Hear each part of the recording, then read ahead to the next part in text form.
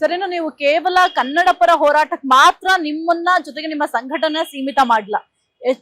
ಹೆಚ್ಚಿನದಾಗಿ ಜನರ ಸೇವೆ ಮಾಡ್ತಾ ಇದ್ದೀರಾ, ಸಾಮಾಜಿಕ ಕಾರ್ಯಕ್ರಮಗಳನ್ನ ಮಾಡ್ತಾ ಇದ್ದೀರಾ.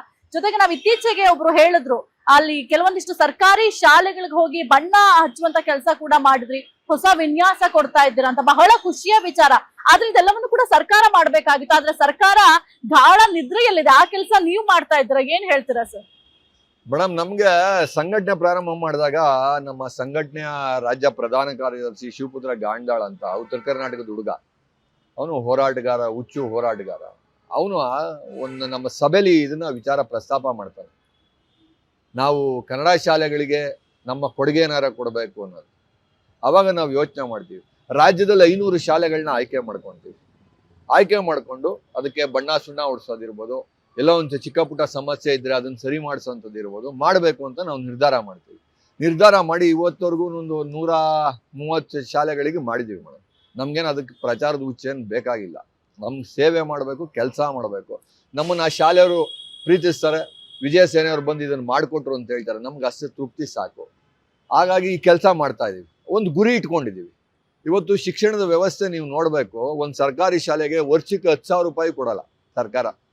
ಅದನ್ನ ಅವ್ರ ಮೇಂಟೆನೆನ್ಸ್ಗೆ ಎಲ್ಲಿ ಮಾಡ್ಕೊಳ್ತಾರೆ? ಒಬ್ಬ ಟೀಚರ್ ಇರ್ತಾರೆ, ಏನಾರ ಒಂದು ಐಟಮ್ ಕೊಟ್ರೆ ಟೀಚರೇ ಎತ್ಕೊಂಡು ಹೋಗ್ಬೇಕು, ಪ್ರಿನ್ಸಿಪಾಲ್ ಯಾರೋ ಅವರೇ ಎತ್ಕೊಂಡೋಗಿಡ್ಬೇಕು.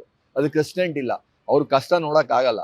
ಹಾಗಾಗಿ ಸಂಘಟನೆ ತೀರ್ಮಾನ ಮಾಡಿ ಇವತ್ತು ಬೆಂಗಳೂರಿನಲ್ಲೇ ನಮ್ಮ ಜಿಲ್ಲಾಧ್ಯಕ್ಷರು ವಾಸಣ್ಣ ಅಂತ ಇದ್ದಾರೆ, ಅವರೊಂದು ತಂಡ ರಚನೆ ಮಾಡಿಕೊಂಡು ಬೆಂಗಳೂರಲ್ಲಿ ಸುಮಾರು ಶಾಲೆಗಳಿಗೆ ಬಣ್ಣ ಹೊಡಿಸ್ತಾ ಇದ್ದೀವಿ. ಉತ್ತರ ಕರ್ನಾಟಕದಲ್ಲಿ ಸುಮಾರು ಶಾಲೆಗೆ ಹೊಡಿಸಿದ್ದೀವಿ. ಇದು 500 ಶಾಲೆ ಗುರಿ ಮುಟ್ಟೋವರೆಗೂ ಮಾಡ್ತೀವಿ ಮೇಡಮ್. ಯಾಕಂದ್ರೆ ನಾವೇ ಸ್ವಂತ ಖರ್ಚು ಹಾಕೊಂಡು ಮಾಡ್ತಾ ಇದ್ದೀವಿ, ಮಾಡ್ಕೊಂಡು ಹೋಗ್ತೀವಿ. ಇದು ಆಸೆ ಇದೆ ನಮ್ಗೇನು ಅಂದ್ರೆ, ಒಂದು ನಮ್ಮ ಶಾಲೆಗೆ ಒಂದು ಕೊಡುಗೆ ಇರಬೇಕು, ಕನ್ನಡದ ಹೋರಾಟಗಾರರ ಕೊಡುಗೆ ಇರಬೇಕು ಅಂತ ಮಾಡ್ತಾ ಇದ್ದೀವಿ. ಸರ್, ಈಗ ನಮ್ಮ ಕನ್ನಡ ಎಷ್ಟು ಮುಖ್ಯ ಆಗುತ್ತೋ ನಮ್ಮ ಸರ್ಕಾರಿ ಶಾಲೆಗಳು ಕೂಡ ಅಷ್ಟೇ ಮುಖ್ಯ ಆಗುತ್ತೆ. ಯಾಕೆಂತಂದ್ರೆ ಎಲ್ರು ಹೇಳ್ತಾರೆ ಖಾಸಗಿ ಶಾಲೆಯಲ್ಲಿ ಓದಬೇಕು ಅಂತ ಎಲ್ರು ಕೂಡ ಯೋಚನೆ ಮಾಡ್ತಾರೆ. ಆದ್ರೆ ನಮ್ಮ ಸರ್ಕಾರಿ ಶಾಲೆ ಯಾವ್ದಕ್ಕೂ ಕೂಡ ಕಡಿಮೆ ಇಲ್ಲ. ಎಷ್ಟೋ ಪ್ರತಿಭಾವಂತರು ಆ ಒಂದು ಸರ್ಕಾರಿ ಶಾಲೆಯಿಂದ ಹೊರಬಂದಿದ್ದಾರೆ. ಆದ್ರೆ ನಮ್ಮ ಸರ್ಕಾರ ಯಾಕೆ ಇಷ್ಟೊಂದು ನಿರ್ಲಕ್ಷ್ಯ ಮಾಡ್ತಾ ಇದೆ ಸರ್? ಯಾಕೆಂತಂದ್ರೆ ಈಗ ನೀವ್ ಹೋಗಿ ಹೋರಾಟ ಮಾಡ್ಬೇಕು ಪ್ರತಿಯೊಂದಕ್ಕೂ ಕೂಡ. ಮತ್ತೆ ಈಗ ಸರ್ಕಾರಿ ಶಾಲೆ ಅಂತಂದಾಗ ನೀವ್ ಹೋಗಿ ಸುಣ್ಣ ಬಣ್ಣ ಬಳಿತಾ ಇದ್ರ, ತಪ್ಪು ಅಂತ ಹೇಳ್ತಾ ಇಲ್ಲ. ಆದ್ರೆ ನಮ್ ಸರ್ಕಾರ ಏನ್ ಮಾಡ್ತಾ ಇದೆ? ಕೇವಲ ಕುರ್ಚಿ ಕಿತ್ತಾಟ ಇದೊಂದೇ ಆದ್ರೆ ಸಾಕ ಸರ್? ಇಲ್ಲ, ಏನಾಗುತ್ತೆ ಅಂದ್ರೆ, ನಾವು ಕರ್ನಾಟಕದಲ್ಲಿ ಅಂತಲ್ಲ, ಇಡೀ ದೇಶದಲ್ಲಿ ಈ ಉಚಿತವಾಗಿ ಕೊಡುವಂಥ ಸ್ಕೀಮ್ಗಳು ನಿಲ್ಲಬೇಕು. ಯಾವತ್ತು ಉಚಿತವಾಗಿ ಕೊಡ್ತೀವೋ ನಾವು ದಿವಾಳಿತನಕ್ಕೆ ಹೋಗ್ತೀವಿ. ಯಾವತ್ತು ಇಲ್ಲಿ ಶಾಲೆಗಳ ವಿಚಾರದಲ್ಲಿ ನೀವು ಕೇಳಿದ್ರಿ, ಖಾಸಗಿ ಶಾಲೆಯಲ್ಲಿ ಓದುವಂಥ ಮಕ್ಕಳೇ ಇದೇ ಬೇರೆ.